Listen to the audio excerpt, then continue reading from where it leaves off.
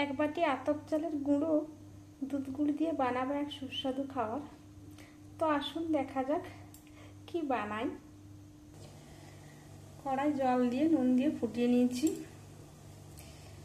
এবার এর মধ্যে চালের গুঁড়ো দেব, আঁচটা কমিয়ে দেব।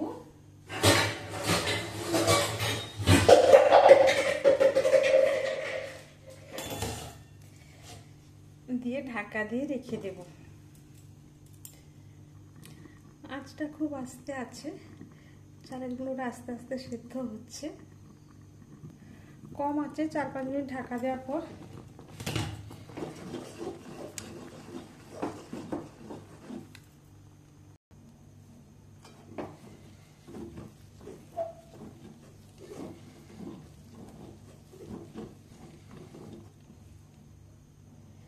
এবার একটা ডো বানিয়ে নিয়েছি, এটা থালায় ঢেলে নেব।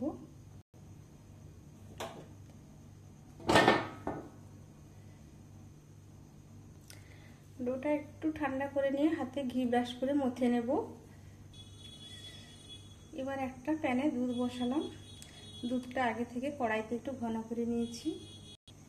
এবার ডোর মধ্য থেকে খানিকটা নিয়ে এর মধ্যে ভরে নিলাম। ভরে এবার এটাকে লাগিয়ে নেব।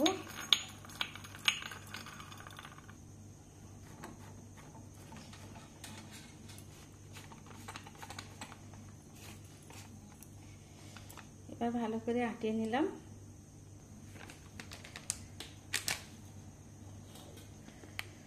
গরম দুধের মধ্যে, হালকা গরম দুধের মধ্যে 2 চামচ পাউডার দুধ গুলে রেখে নেব। এবার দুধ ফুটে উঠলে এর মধ্যে একটা এলাচ দিয়ে দেব, পরে এটা বেছে দেব। এবার দুধটা ভালো করে ফুটে গেলে এটা আমি ঘুরোতে থাকবো।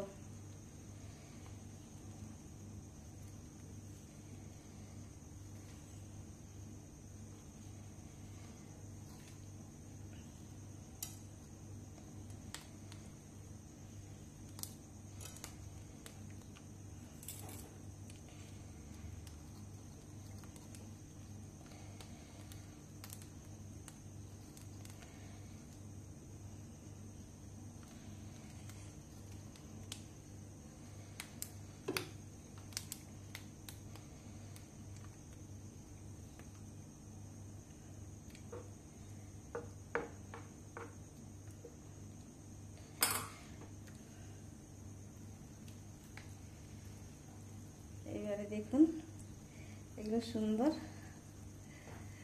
ভেঙে ভেঙে গেছে, কিন্তু একটাও দুধের সঙ্গে মিলিয়ে যায়নি। এবার এর মধ্যে যে গুলে রাখছিলাম পাউডার দুধ, সেটা দিয়ে দিলাম।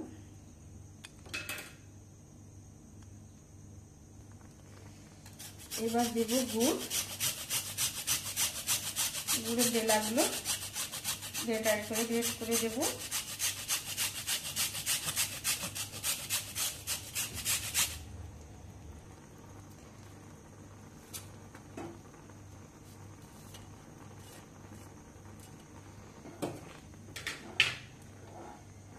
এবার গুড়টা ভালো করে মিশিয়ে নেব।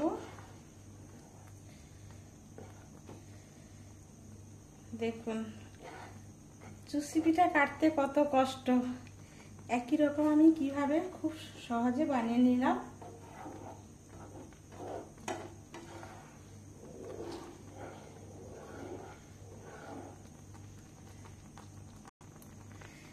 রেডি হয়ে গেল। এক বাটি চালের গুঁড়ো দিয়ে সুন্দর ডিনারের রুটির সাথে পরিবেশন করা যাবে। এটা চুষি পিঠা বলতে পারেন, চালের গুঁড়োর পায়েস বলতে পারেন। এবারে আঁচটা বন্ধ করে দেব। এবার ঠান্ডা করে নিয়ে একটা বাটির মধ্যে নেব।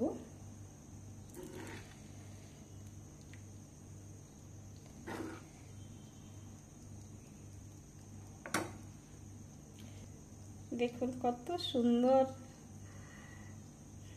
চুষি পিঠা বলুন যাই বলুন, খেতেও খুব সুস্বাদু। আমি কিভাবে বানালাম আপনাদের সঙ্গে শেয়ার করলাম। আজ এই পর্যন্ত, আবার দেখা হবে অন্য কোনো দিন অন্য কোনো রেসিপির সাথে সার্ভ করবার জন্য একদম রেডি।